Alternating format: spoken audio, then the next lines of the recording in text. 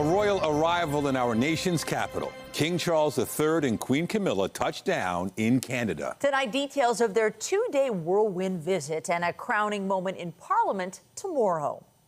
Good evening. It's been nearly 7 decades since a new monarch stepped foot in Canada until today. But King Charles is no stranger to this country. This is his 20th visit, but it may also be his most consequential. As CTV's Colton Prale reports, the monarch is set to deliver the speech from the throne tomorrow. For the first time as reigning monarchs, King Charles III and Queen Camilla are in Canada. Greeted by a military honor guard, the Governor General, the Prime Minister and his wife, Indigenous leaders, and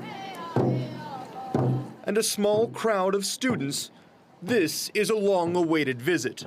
Canada should have been one of the first places he visited after becoming king because we are the senior member of the Commonwealth, and that's the tradition. That wasn't able to happen. A cancer diagnosis early in the king's reign means the 76-year-old monarch arrives in Canada 2 years after his coronation. But a whirlwind 24 hours in the capital is making up for lost time. The royal visit, anchored by the speech from the throne Tuesday and meant to showcase the country's sovereignty, starts with Canada's game and centers around meeting Canadians. The geopolitical sphere that we are in really influenced him to say, yes, I will be there. I will stand up for Canada at this time when they really need it. At Rideau Hall, the king highlighting the strength of the Commonwealth and Canada's ocean-spanning bond with the monarchy, planting a ceremonial tree, his 5th time doing so, in a symbol of friendship and cooperation before their majesties held audiences with the Governor General and Prime Minister Mark Carney and his wife. All this in advance of tomorrow's speech from the throne, where Canadians' eyes and ears will be on the king and his scripted defense of Canada's sovereignty. Colton Prale, CTV News, Ottawa. And as the royals settle in, we bring in CTV's Abigail Beeman, who's been covering the royal visit. Abigail, it really is a whirlwind, the king and the queen greeting and interacting with many people in a very short period of time. What's been the reaction to their visit in Ottawa so far?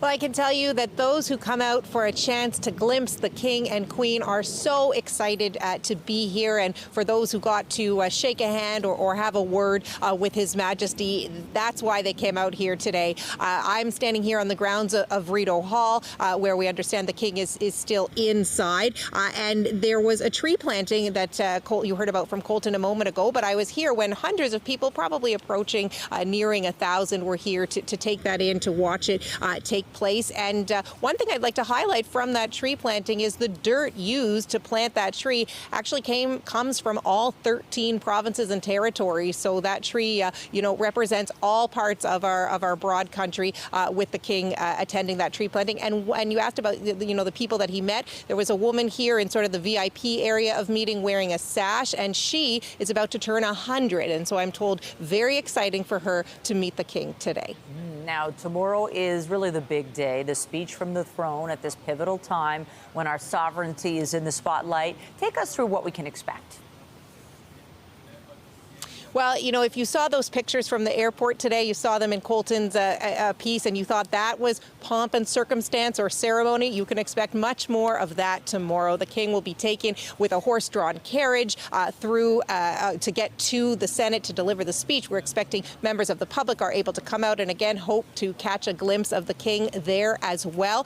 So all the ceremony involved in delivering the throne speech will be in full force, and of course everybody listening very carefully to what is in that speech. So, as it's been mentioned, a very historic event. This is only the 3rd time that a monarch has actually delivered the speech, with Queen Elizabeth doing so in 1957 and 1977. And now, of course, we have King Charles delivering that speech tomorrow. The throne speech sets out the priorities of government. But coming at this time with this trade war with the United States, it is there to send a message of symbolism about Canada's sovereignty and to send a message to the American president that Canada is not the 51st state. And of course, another piece of this picture is we know that Donald Trump is a big fan of the king, a fan of the royal family. We saw how kindly he took to the recent invitation for an unprecedented second state visit for him to meet the king. So it's expected that President Donald Trump will be paying attention tomorrow. And of course, the hope is that this message of Canada's sovereignty and national unity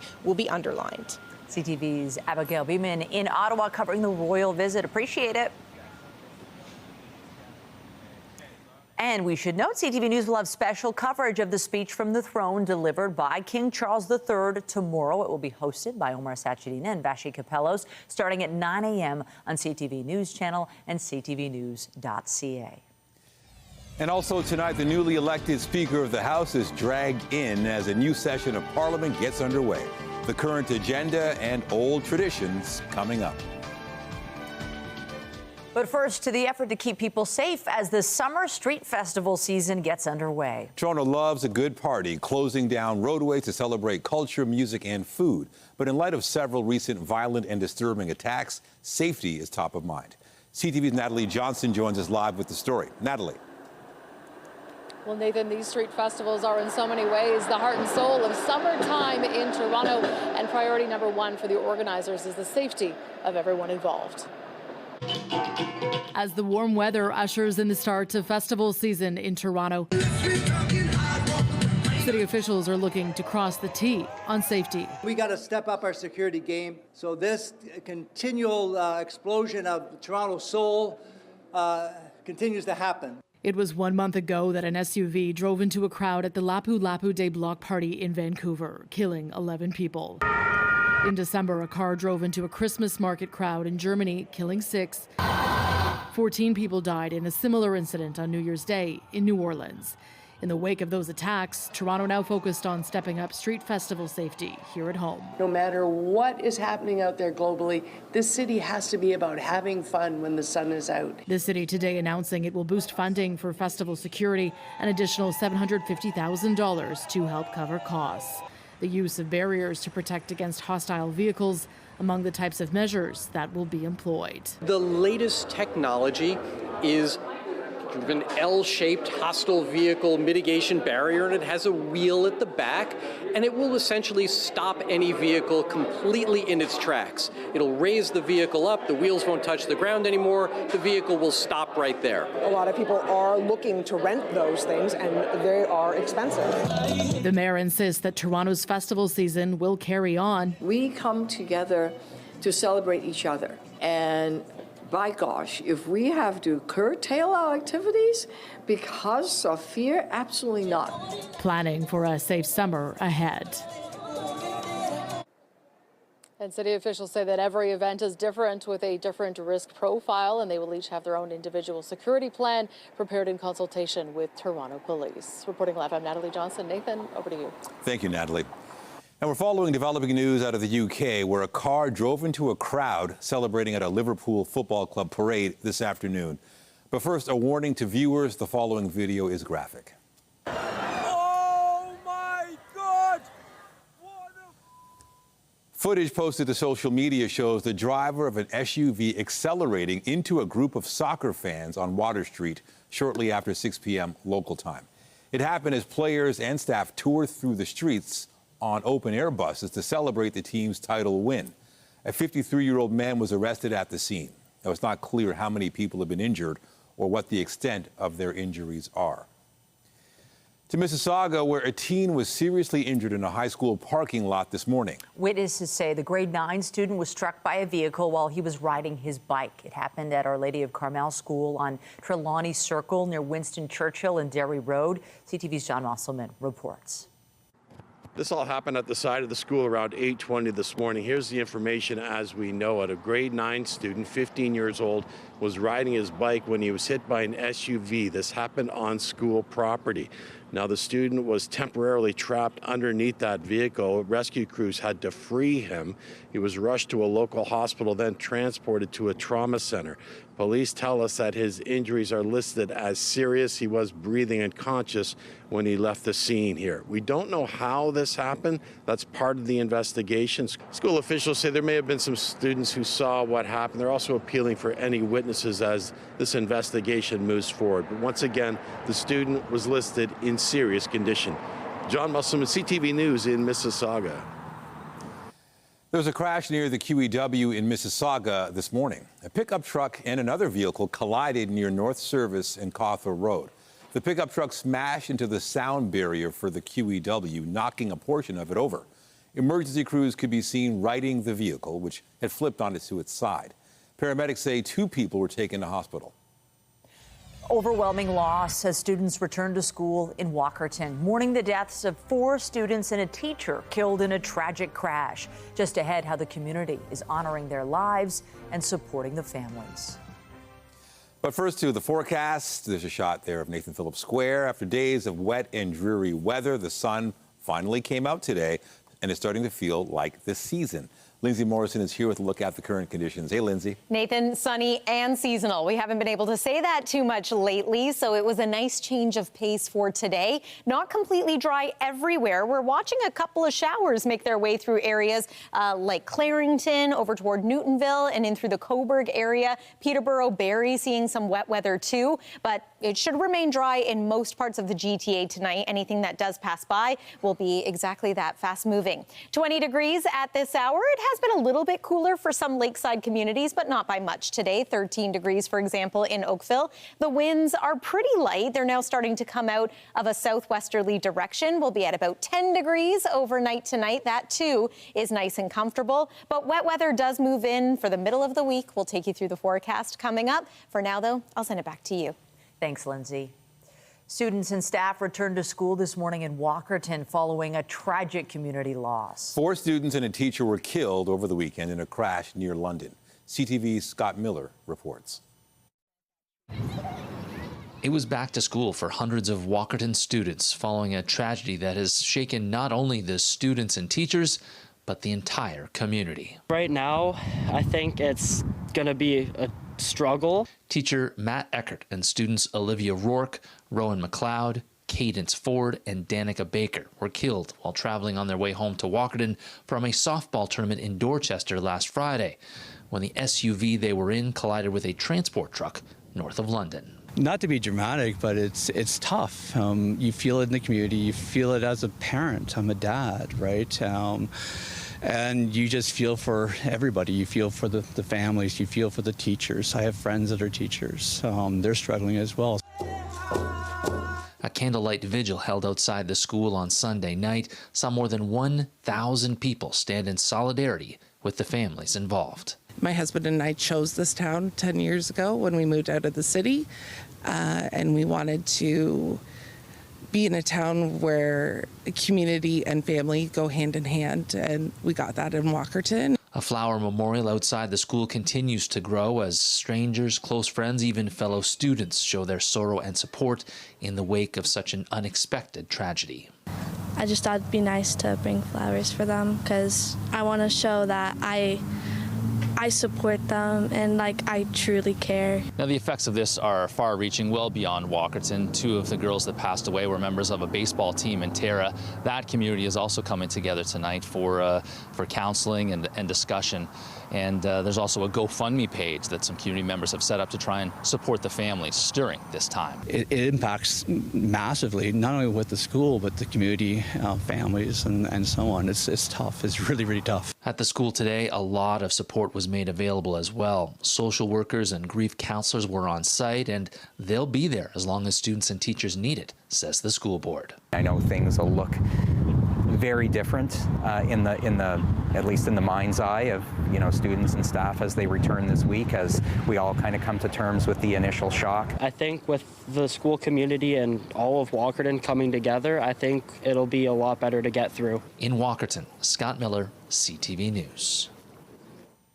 A 60-year-old man from Cambridge has been charged with careless driving following a two-vehicle crash on Highway 404 near Wellington this morning. OPP say a tractor-trailer collided with a passenger vehicle in the area that was reportedly slowing down due to a police investigation on the shoulder. No injuries have been reported.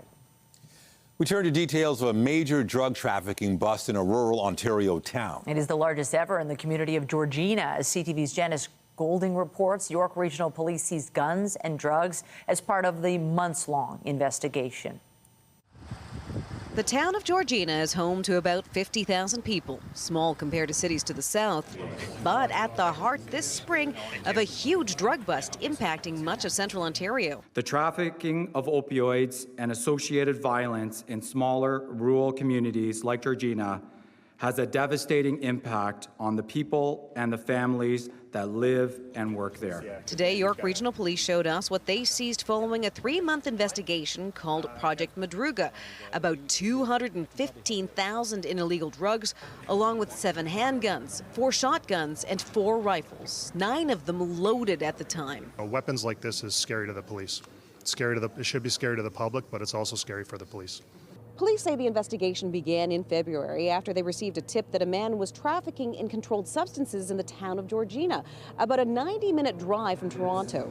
York Regional Police eventually identified 5 other suspects who they believed were trafficking drugs in an area spanning from Toronto to Huntsville. It really shows how one tip from a resident to police can have this sort of impact, and getting the drugs off the street and the guns off the street. Really critical. In April and again in May, a total of 6 search warrants were executed in York Region and in the city of Toronto in a joint investigation involving Toronto Police and the OPP. That fentanyl, we believe, is somewhat pure, so it's not cut. This group could make that into a greater amount of fentanyl for sure. How much more? Well, police say about 25 times the amount sitting on display could be made into fentanyl by smaller dealers, making this the largest drug trafficking probe in the history of Georgina. I've been here, since 1982. It used to be a nice, peaceful town. It's changed. You think it's just in Toronto, but I think it's pretty much everywhere nowadays. The illegal narcotics is big game, big money, right? It's worrisome about the weapons, though. 6 men have been charged with about 50 drug and firearm-related offences. Janice Golding, CTV News.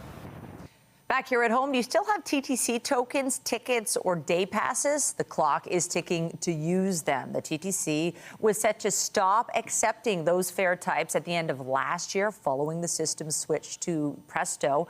But the transit agency's board extended that deadline to June 1st. That means there's a little less than a week left to make use of the tokens, tickets, and day passes. The TTC says refunds, exchanges, and credits will not be provided. And heads up for subway riders, there's a closure to be aware of on Line 1 this week. Starting tonight and lasting through Friday, service between Shepherd Yonge and College stations will end at 11 p.m. because of track work. Shuttle buses will be running instead. There will also be limited nightly service starting at 11 p.m. between Finch West and Pioneer Village stations for planned tunnel work.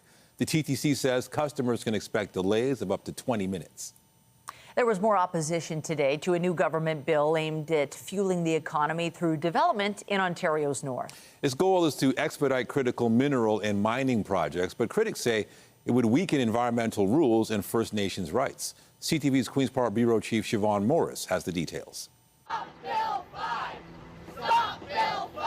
Outside Toronto City Hall, a rally against provincial legislation intended to speed up mining in the Ring of Fire and expedite other big projects by creating special economic zones. And a Churches Act basically allows his government to build wherever, whenever, regardless of any municipal or provincial laws. The Protect Ontario by Unleashing Our Economy Act has infuriated environmentalists, civil liberties groups, and First Nations. Should this bill proceed in its current form, we will be idle no more. A warning of legal and on-the-ground action if the government goes ahead. There will be, closures, blockages of mines, roads. The Premier dismisses objections to his government's bill. There's opposition with the radical environmentalists, not everyone else. People want jobs. That's an idiotic thing to say.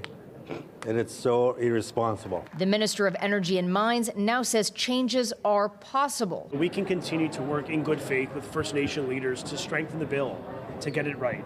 We're open to making those improvements to the bill. We already have made some, but I think there's some more work to do. But in a second day of committee hearings on Bill 5, First Nations chiefs express the tone of dialogue leaves them wanting. And so one party puts in writing that I can do whatever I want and you can't hold me accountable. That's not a mutual, respectable relationship.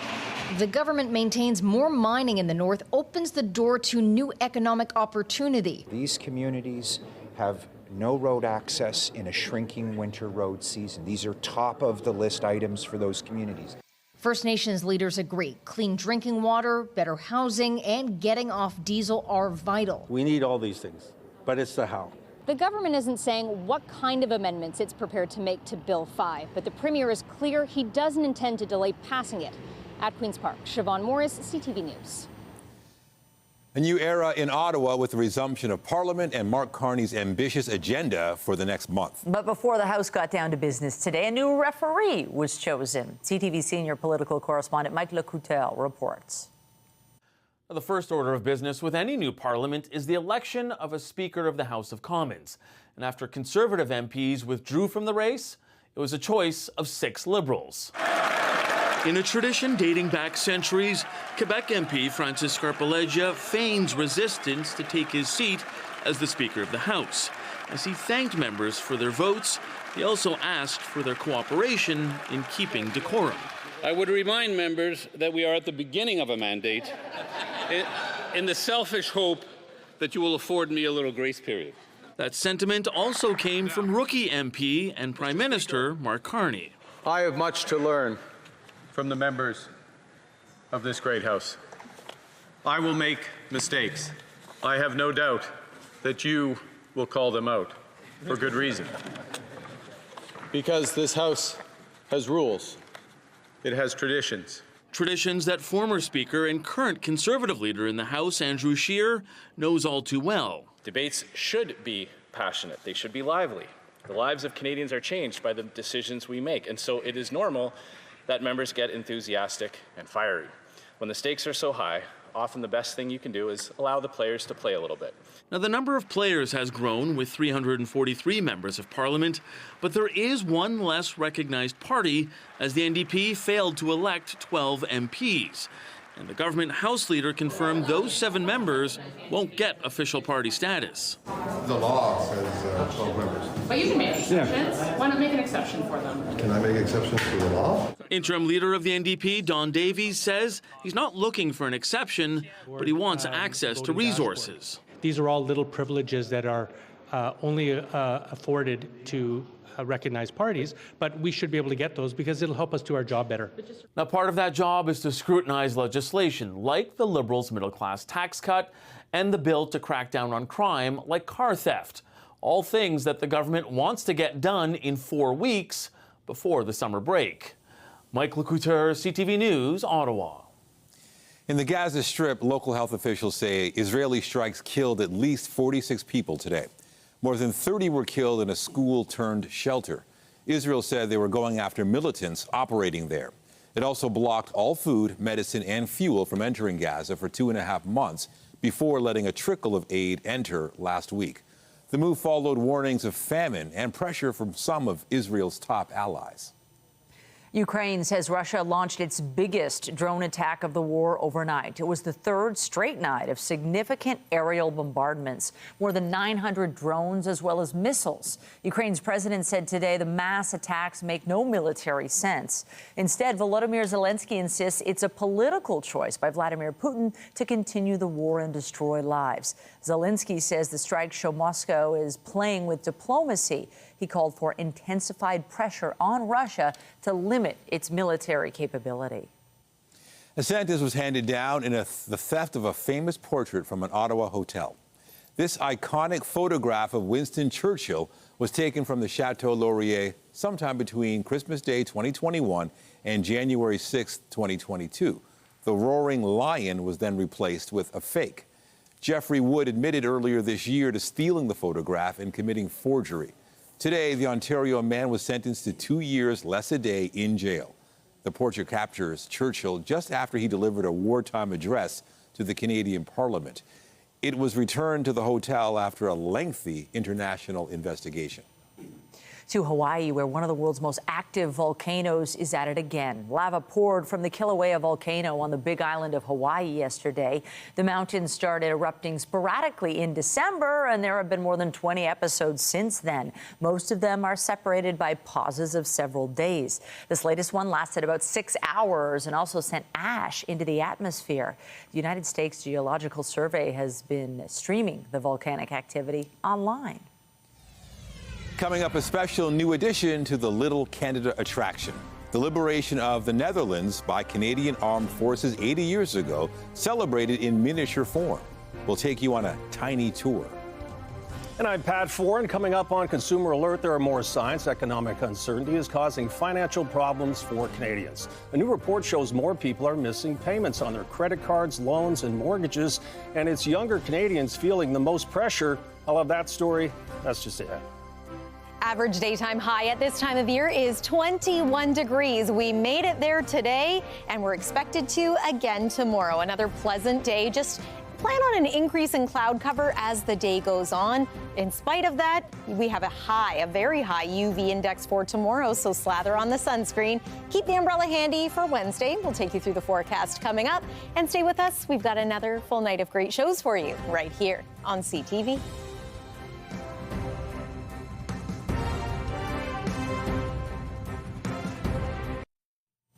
There are troubling new numbers that show more Canadians are missing payments on their mortgages, auto loans, and credit cards. The report from Equifax Canada blames economic uncertainty, rising unemployment, and the high cost of food and housing. Here's Pat Foran and Consumer Alert. Pat. Thanks, Nathan and Michelle. The report found that more people are having difficulty paying their monthly bills. And when you miss payments, it makes your financial situation even worse. It can affect your credit score and make it more difficult to get loans in the future. Most Canadians know you should pay off your credit card bills each month, but only about 2/3 do. The rest carry a balance, which leads to added interest payments. The interest is so high, it's really a shame because we're all struggling. They want you to not pay it back so that you just slide down the hill. It's like a marble on a hill. I just pay it off one every month, whatever the minimum. Sometimes I pay a little bit more and keep it going like that. Now some Canadians are having trouble even making minimum payments. 1.4 million consumers missed a credit payment in the first quarter of this year, an increase of 146,000 over last year. It definitely is younger consumers, maybe even lower income consumers as well, where we are seeing those missed payments really rising. More consumers are also having trouble paying their car loans, especially younger people. Missed auto loan payments with consumers 35 and under increased 30% over last year. Canadians are also under mortgage stress, and many are searching for ways to lower their payments. 28% of homeowners switched lenders shopping around for better interest rates. Missed mortgage payments are also on the rise. We've seen on the mortgage side, particularly in Ontario, the missed payments levels are really so much higher than they were kind of 12, 24, 36 months ago. Home ownership remains out of reach for many people. A report from Desjardins found that while over the past 25 years, home prices have risen 320%, average disposable income only increased 110%. Credit counseling services say anyone who is missing payments should seek help before their situation gets worse. You're getting the collection calls, you're getting the legal notices, you're not really knowing who to turn to. Missing any type of payment can affect your credit rating and score, which could cause you to pay higher interest rates, and lenders may be reluctant to lend you money in the future. And one bright spot is that credit card spending has dropped to a 3-year low as more people face financial pressures. It's believed some are trying to keep tighter control over their finances to avoid running up credit card bills. On your side, I'm Pat Foran. If you have a consumer story idea, email us at alert@ctv.ca. Well, this is how you Monday. Weather-wise, we have gorgeous sunshine, and finally the temperatures are cooperating. We get to put all that rain behind us, at least for a few days. Yeah, it seems like we've been waiting forever for this, a good, seasonal type of day. Yeah, and it looks like we are in for more seasonal temperatures over the next week or two here. Probably not summertime heat yet, so we're not exactly swinging in the other direction, but I think We'll take this. We are going to cool down briefly as we make our way into the middle part of this week. A little bit of wet weather returns as well, but it's nothing quite like what we experienced last week, so at least there's that. Let's show you what it looked like a little earlier this afternoon. I know folks were getting outside today, be it for a walk, maybe to play some tennis or some pickleball at High Park. What a great day. Temperatures seasonal, comfortable, not overly hot, and it was so nice to have a day of sunshine. I know we had periods of sun over the weekend, but we also had some wet weather that dampened a few spirits out there. Let's talk about what's in store not only for the rest of this evening, great patio weather if you're still looking to make some dinner plans tonight, and then into tomorrow. Pretty pleasant day as well. It's 20 degrees this hour in Toronto, as well as Walkerton, Windsor, 21 in places like Sudbury and Muskoka, Timmins too. The hottest temperatures in Ontario right now, right along that shoreline of Hudson's Bay, way in the north. As for tonight, we're looking at a seasonal low of 10 degrees. 11 is the average overnight low at this point in the season. And then waking up tomorrow morning, mostly sunny skies. Temperatures quickly climb into the double digit or even teens as you're waking up and heading out the door. But I do anticipate that we are going to see a bit of an increase in cloud tomorrow. It's likely high cloud for the most part until we make our way into Tuesday evening when that cloud cover is going to thicken up a little bit. But forecast high 21, seasonal norm is 21. So once again, it's going to be a pretty nice day. We're watching a couple of spotty showers around Curtis, just north of Port Perry as well. It's pretty dry around the GTA, and we expect it to remain so through the nighttime hours tonight. High pressure is at play. It's an area of low pressure that's going to move in and be a weather maker through the middle part of the week. A brief soaker, this one, not a multi-day event like last week. There's that little bit of cloud drifting in for tomorrow mixed with sun. Then into your Tuesday evening, it thickens up. Wednesday, looks like the low is taking a little bit of its time moving in. So this is more so now going to be a bit of an afternoon and evening event, but plan on wet weather continuing overnight into Thursday. And a few showers on and off are set to continue for your Thursday and for your Friday. How much rain? It's not looking like a lot, maybe 5 to 10 millimeters expected at this point. Just have that umbrella handy, especially as we make our way into, again, Wednesday afternoon, periods of rain. It's also going to be a little bit of a cooler day, 15 for the high. We are back around 20 degrees, though, for Thursday. Friday, back into some sun with that chance of wet weather persisting. 22 is the forecast high. I'm happy to share that the weekend looks to dry out once again. Saturday, slightly cool at 19 degrees. Hey, Sunday is the first day of June, and it's looking like, again, another sunny and seasonal day for us. But again, temperatures look to remain somewhere around the low 20s for highs and right where they should be for overnight lows. So no summertime heat yet, but I think most of us will take and accept this temperature trend. That's your look at the weather for now. Michelle, over to you.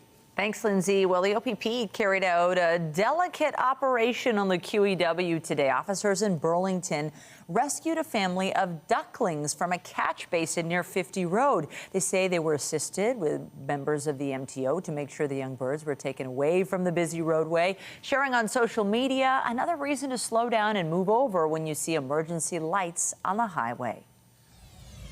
Also tonight, a U of T professor, scientist, and nurse is recognized for her groundbreaking research, helping kids manage chronic pain using digital tools and robots. Health is next.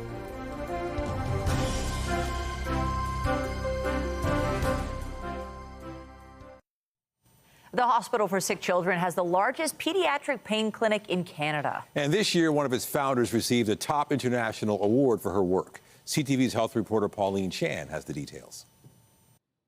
Jen Stinson helped found the chronic pain clinic at Sick Kids Hospital some 25 years ago. Our goal is to get them back doing the things that they want to do, which is going to school, seeing their friends, potentially having a job, getting ready to go to university. Children are treated for chronic abdominal pains, headaches, but also for more rare conditions like complex regional pain syndrome. So this is a syndrome where young people could have a minor injury like a sprain or bumped into a locker in a school.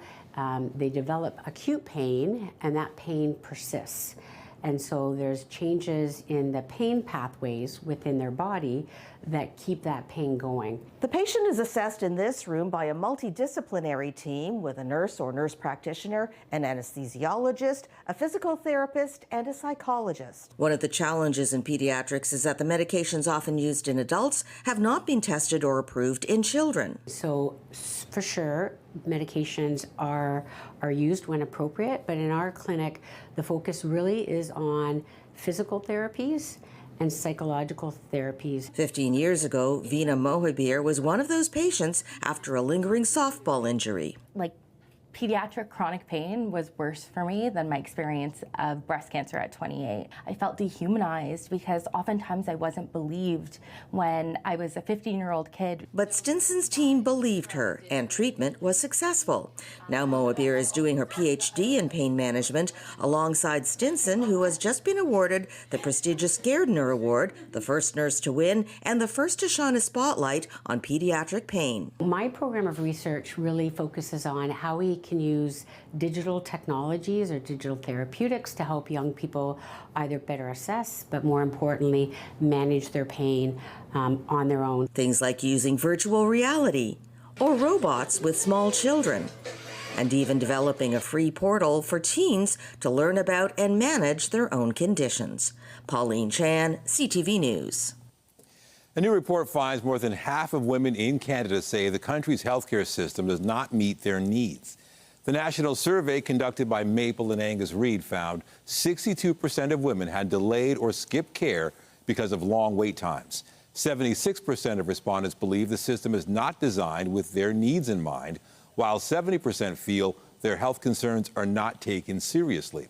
Meanwhile, 43% say they've experienced delays in receiving appropriate treatment, while 35% reported either delayed or misdiagnosis.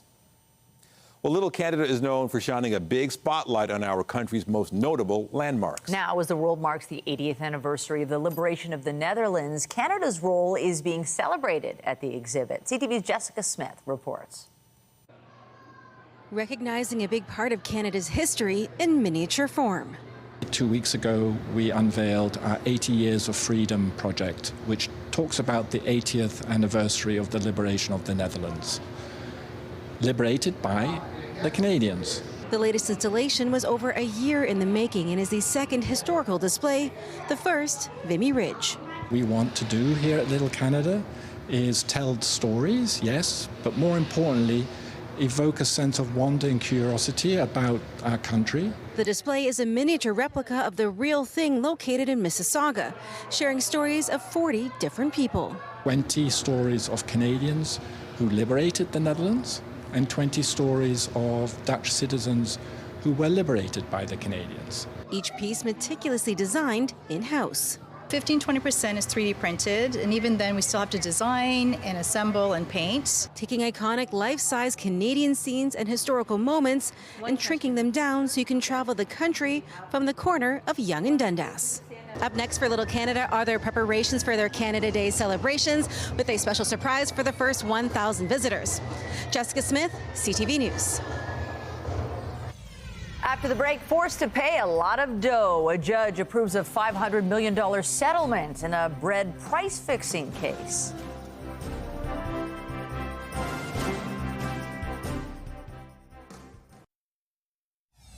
The geopolitical sphere that we are in really influenced him to say, yes, I will be there. I will stand up for Canada at this time when they really need it. Updating our top stories, King Charles received a warm welcome this afternoon as he began a 2-day visit to Ottawa. It's his first time in Canada as the reigning monarch. Tomorrow, the king will deliver the speech from the throne, which is expected to include a scripted defense of Canada's sovereignty. We got to step up our security game.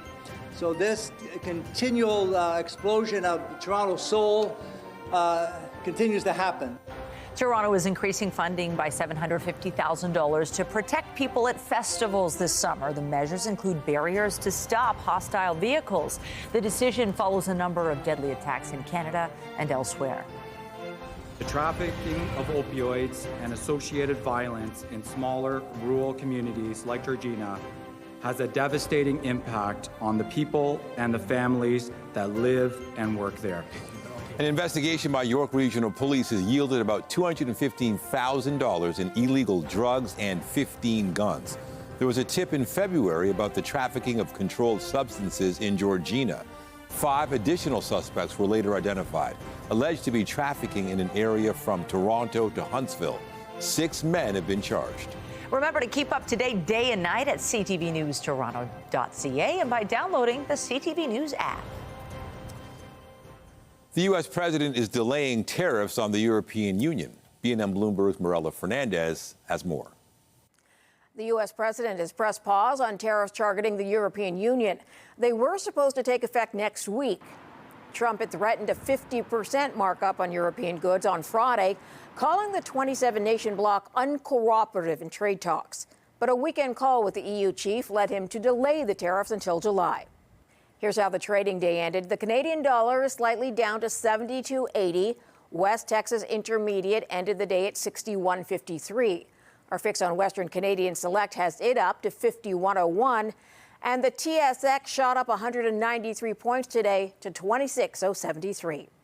Those are your business headlines. I'm Mirella Fernandez. The Business Report is brought to you by Canadian Western Bank, the bank built for business. Unionized workers at Via Rail have voted more than 97% in favor of strike action. Negotiations were expected to resume today under the ongoing federal conciliation process. Unifor could be in a legal strike position as of June 22nd. The union represents more than 2,500 workers at Via Rail, including onboard staff, maintenance crews, and customer service agents. Meanwhile, still no movement in the Canada Post labor dispute. The two sides returned to the bargaining table yesterday, but not face-to-face. The Crown Corporation says it is reviewing the union's latest response in detail and will respond in short order. In the meantime, a national ban on overtime continues after the union, representing about 55,000 workers, opted for the limited labor action. Canada Post has warned of delays in mail delivery. A $500 million settlement has been approved in an alleged bread price-fixing scheme. Loblaw Companies and its parent company were accused of engaging in an industry-wide arrangement in 2001. Some other major grocers denied involvement, but Loblaw and George Weston Limited admitted they were part of the practice years ago.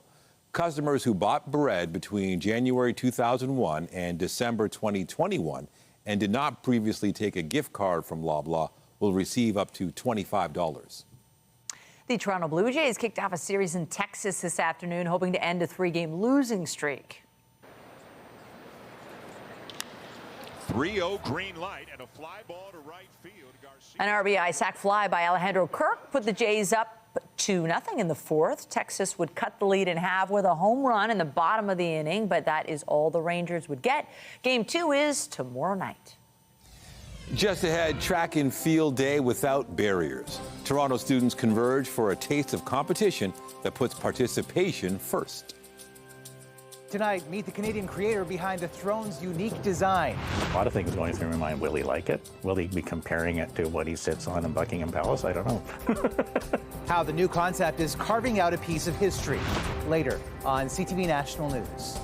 And a reminder, the CTV News at 6 podcast is available as a download every weeknight. And a special shout out to those of you listening to the newscast live on News Talk 1010.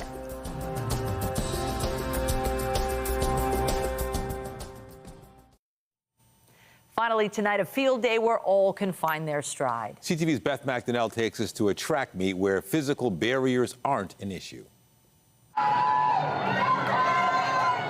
Racing like the wind down the track, having a blast. This is the kind of joy everyone is after at the barrier-free track and field meet. 12-year-old Jaden loves the running and basketball. So the running, you can get first place or last place, and I'm very competitive, so I get the first place. And the basketball, it's very fun, so you can help other people. So if you don't want to play, you can't help. The annual meet is for young students from across the TDSB and special education programs. When the bell rings, groups move, trying the parachute, sledge hockey, dancing, and more. Activities not often in the classroom. Kevin has joined in to be with his nonverbal brother, Jonathan. It's just really fun because there's activities for everyone here. He's more like happy. He's like fooling around and stuff. He's like smiling, giggling, screaming, and laughing. And it's just like really nice to see him like be active more. The track and field event has been creating new opportunities for students to have fun for nearly 2 decades. Instead of competition, participation is the focus. It's all about just come in and dance and have fun and have a party in here. Organizer Jeff McBride says what started out as a one-day event for 40 students has grown to a 4-day event for around 1,500 students. Or when I see the parents smiling because their kid's doing something they didn't think they could ever do, and they see their child with a smile on their face, it's perfect for me.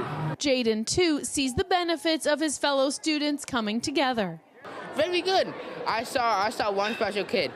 He was dancing, waving his hands, everything. And it was very nice to see other people doing it. A meet where all students leave with ribbons, a chance to feel their best.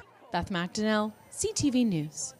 What a great story. So important for everyone to be active. Honestly, day to remember for all of them. And guess what? We're going to remember this day, too. Oh, my gosh, the sunshine. Great day to get outside. And a little bit of a repeat for tomorrow. Just a bit more in the way of cloud, but still very pleasant for spending time outside or inside. Here's tomorrow's forecast daytime highs. Bang on seasonal. 21 is what we're expecting here in Toronto. So there's the increase in cloud. And then here comes the wet weather into the day on Wednesday. So just be aware of that. Keep the umbrella handy. It's also going to be a bit of a cooler day. Forecast high Wednesday, 15 degrees. But then we're back into the 20s for Thursday, Friday, holding on to the chance of a shower. Michelle and Nathan. Thanks, Lindsay. That's it for us. But be sure to join Omar Sechedina tonight at 11 for CTV National News, followed by Zoraida Allman with our next local newscast at 11:30. In the meantime, our coverage continues anytime on CP24 and at ctvnewstoronto.ca. For Lindsay Morrison and the whole team here at CTV News, thanks for watching and have a great night. Just